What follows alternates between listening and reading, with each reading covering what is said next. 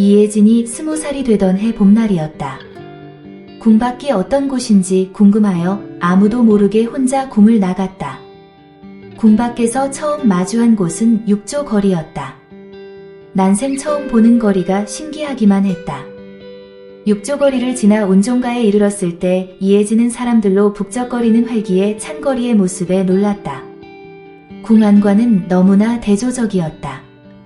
거리 양쪽으로 즐비하게 늘어선 행랑에선 각양각색의 상품들을 팔고 있었다. 이혜진은 호기심에 가득 찬 눈으로 장신구 가게에서 놀이개를 만지작거렸다. 눈에 띄는 예쁜 놀이개 한 개를 사곤 운종가 상점 사이로 난 골목길을 지나 피막골로 접어들었다. 문 밖에 한자로 주자를 걸어놓은 집에서는 사람들이 평상에 앉아 밥을 먹고 있었다.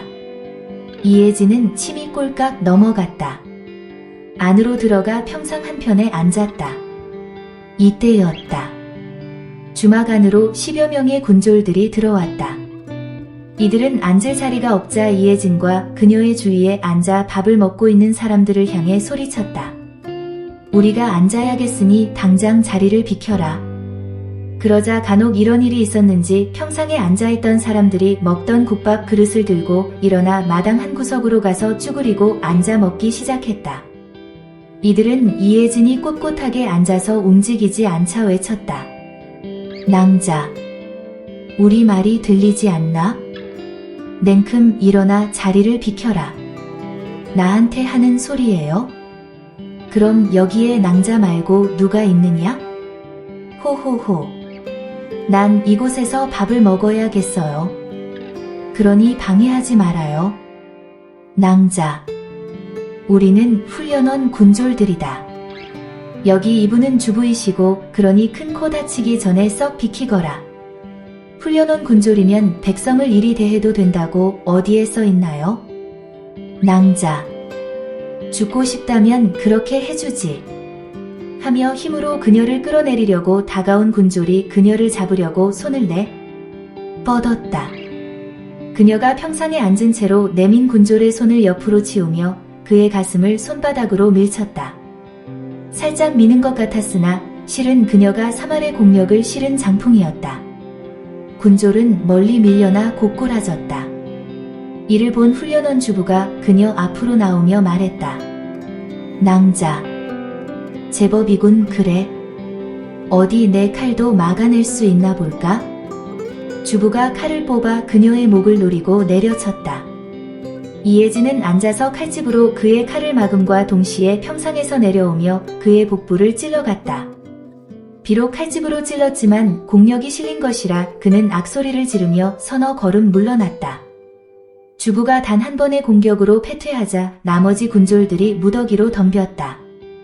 이혜진은 이들의 공격을 가볍게 막아내며 주막 밖으로 유인했다. 주막이 피해를 입을 것이 뻔했기 때문이었다. 주막거리에서 군졸들과의 한판의 싸움은 너무 싱거웠다. 이혜진이 사부로부터 배운 무예를 실전에서 처음 써먹는 것이었지만 조금도 어색함이 없이 전혀 흐트러짐이 없이 부드럽고 유연하게 칼을 휘둘렀다. 역시 검광과 검풍의 향연이 벌어지며 회오리에 그녀의 몸은 보이지 않았다. 그녀는 오로지 칼등으로만 군졸들을 삽시간에 무릎을 꿇렸다. 이와 동시에 웬 소란인가? 하는 소리가 들리며 홍색 관복을 입은 관리가 이들 앞으로 걸어왔다. 관리의 출현에 이혜진은 할 일은 다 했다는 듯 주막 안으로 들어갔다. 땅바닥에 쓰러져 고통스런 모습을 하고 있던 주부와 군졸들은 홍색 관복을 보고 모두 일어나 허리를 굽혀 정중하게 예를 차렸다. 그도 그럴 것이 홍포는 정이품 이상의 관료만이 입는 관복이었기 때문이었다. 나는 병판 서현창이니라. 그대들은 어디 소속 군졸들인가? 이 말에 놀란 주부가 황급히 대답했다. 저희들은 훈련원 소속이고 소직은 주부이며 이자들은 모두 군졸들입니다. 훈련원은 병조의 직속 아문이었다. 훈련원 군졸들이 거리에서 칼싸움이라? 무슨 일로 싸운 건가? 주막에서 사소한 일로 어떤 낭자와 시비가 붙어 이렇게 됐습니다. 낭자는 어디에 있는가? 군졸 한 명이 대답했다. 주막 안으로 들어갔습니다. 알았느니라. 따라 들어오너라. 서현창이 주막 안으로 들어가 평상에 앉아 국밥을 기다리고 있는 이혜진 앞에 섰다. 그러함에도 그녀는 미동도 하지 않았다. 주부가 나서서 말했다. 낭자. 이분은 병조판서 대감이시오. 일어나 예를 차리시오. 주부의 말투가 공손해졌다. 그녀가 무슨 말을 하려고 하자 서현창이 먼저 입을 열었다. 됐느니 물러 있거라. 주부에게 호통을 치고 그녀에게 물었다. 낭자. 무슨 일이 있었길래 훈련원 군졸들과 싸운 것이오? 병판 대감이라 하였나요? 뭐 좋아요. 백성을 위해 존재하는 군졸들이 오히려 백성을 괴롭히니 이 군졸들은 이 나라 군졸이 아닌 모양이군요. 백성을 괴롭히다니 좀 더 자세히 말해줄 수 없소? 저들에게 물어보세요. 당찬 그녀의 말에 서현창은 왠지 모르게 호감을 느꼈다. 주부가 사실대로 말해보라. 서현창의 근엄한 모습에 주눅이 든 주부는 좀 전의 일을 사실대로 불었다. 서현창은 대노했다. 내 평소에 백성을 괴롭히지 말라 누차 강조했건을 어찌하여 너희들은 이를 따르지 않는가? 일단 지금은 돌아가거라. 내일 엄히 다스릴 것이다. 주부를 비롯한 훈련원 군졸들은 서현창에게 허리 굽혀 인사하고 불이 나게 주막을 빠져나갔다. 서현창은 평상 위에 앉으며 이혜진을 바라보고 말했다. 낭자. 내 저들의 직속상관으로서 대신 사과하겠소. 호호호. 군졸들의 사소한 행위에 높으신 나리께서 하찮은 일개 백성에게 사과를 하시다니 보기 드문 일이군요. 뭐 좋아요. 받아들이죠. 하며 이혜진이 활짝 웃었다. 서현창이 이혜진을 빤히 쳐다보았다. 당돌하고 자신감 넘치는 낭자로고 행동이나 말투가 예사롭지 않아? 속으로 생각하며 말했다. 낭자는 누구며 어느 문파 소속이요? 이혜진이라 하고 문파는 따로 없어요. 아, 이 낭자. 정말이요? 아까 낭자의 무공을 잠깐 보았을 뿐인데도 상당한 경지에 이른 것 같았는데 문파가 없다니 믿기지가 않소. 부끄럽군요. 보잘것없는 무공인거려. 이 낭자. 칼이 좋아 보이는데 한번 보여줄 수 있겠소? 그러세요. 이혜진은 평상 바닥에 놓여있던 칼을 들어 서현창에게 건네었다. 칼을 받아 자세히 살피던 그는 깜짝 놀랐다. 칼을 들고 있던 손이 약간 떨렸다. 병판으로서 그는 강호 각 문파의 무공의 특징을 어느 정도 알고 있었고 또한 칼에 대한 조예도 깊었다. 그가 지금 보고 있는 검은 보검 중의 보검 사인검이었다. 사인검은 매 12년마다 제작되는 검으로 인년 인월 인일 인시 그러니까 호랑이 인자 4개가 겹치는 시간에 쇳물을 부어 만든 검이었고 금으로 상감한 글과 별자리를 그려 넣어 신령감을 더한 검이었다. 대개 사인검은 의장용이거나 왕의 하사용으로 사용되었으나 실전용을 겸하여 만들기도 했다. 지금 서현창이 보고 있는 사인검은 실전용 칼이었다. 서현창은 칼등의 상감으로 새긴 예서체의 의명이라는 두 글자를 보자 경악했다. 한참을 바라보고 있던 서현창이 아무런 말이 없자 이상하게 여긴 이혜진이 물었다. 대감, 어찌 그래요? 서현창이 이 소리에 검을 바라보던 눈을 들어 이혜진을 그윽이 쳐다봤다. 그리고 칼을 공손히 이혜진에게 돌려주며 말했다. 공주마마, 진즉에 몰라뵈어 송구합니다. 이번에는 이혜진이 놀라 물었다. 예, 공주라니요? 공주마마. 이 사인검에 새겨진 의명이라는 글자가 의명공주임을 말하여 주고 있지요. 더구나 사인검은 왕실의 검이 아닙니까?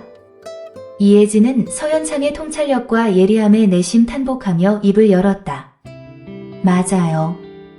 대감 앞에 숨길 수가 없군요. 난 의명이에요. 오늘 병판 대감의 호방함과 단호한 일처리 그리고 너그러운 인품에 감복했답니다.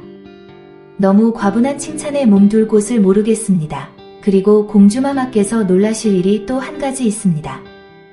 뭔가요? 공주마마의 사부님은 아마도 선운문의 함경직 문주가 아닙니까? 이혜진은 이 말에 더욱더 놀랐다. 왕세자이신 오라버니와 의명이 한문주를 사부로 모시고 무예를 배우는 것은 부왕 이외에는 아무도 모르는 극비에 속하는 일이었기 때문이다. 그건 어찌 아신 건가요? 검품과 검광의 향연은 선운문의 독보적인 검법이 아닙니까? 과연 대감은 참으로 영명하군요. 검에도 조예가 깊고 강호문파의 검법까지도 꿰뚫고 있으니 말이에요. 그치만 내가 하고 싶은 말이 딱 하나 있어요. 들어주실래요? 말씀해 보세요. 한문주가 사부라는 사실은 부왕 이외에는 그 누구도 모르는 극비 사항이에요. 대감, 비밀을 지켜주실 거라 믿어요. 여부가 있겠습니까? 공주마마를 곤란하게 하는 일은 절대로 없을 것입니다. 그런데 마마의 옷차림을 보아하니 전하의 허락도 없이 몰래 궁을 나오신 것은 아닌지요? 몰래 들어가면 돼요. 어떻게 들어갑니까? 하고 서현창이 살며시 웃었다. 아이, 참, 대감. 좋은 수가 있나요? 아닙니다.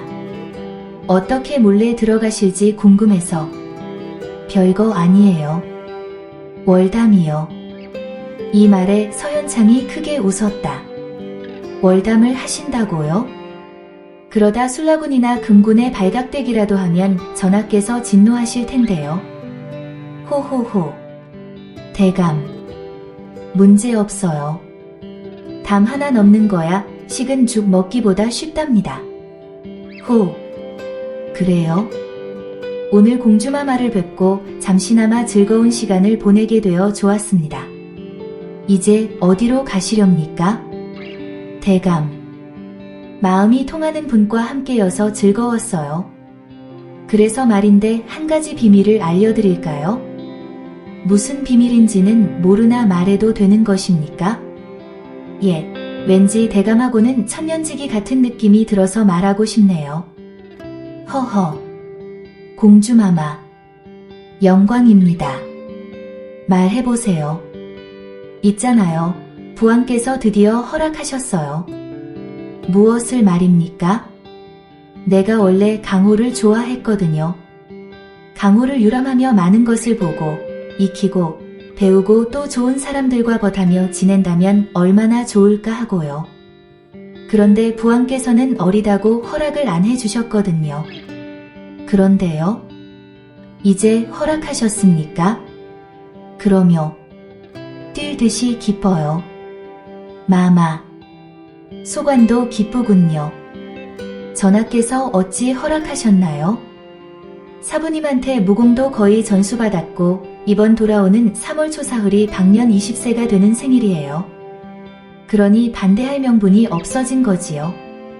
내가 매일매일 졸랐고 세자 오라버니와 사부님까지도 가세하여 간청을 드렸으니 결국 백기를 드신 거죠. 하며 이혜진이 깔깔깔 웃었다. 참으로 잘 됐군요. 마마.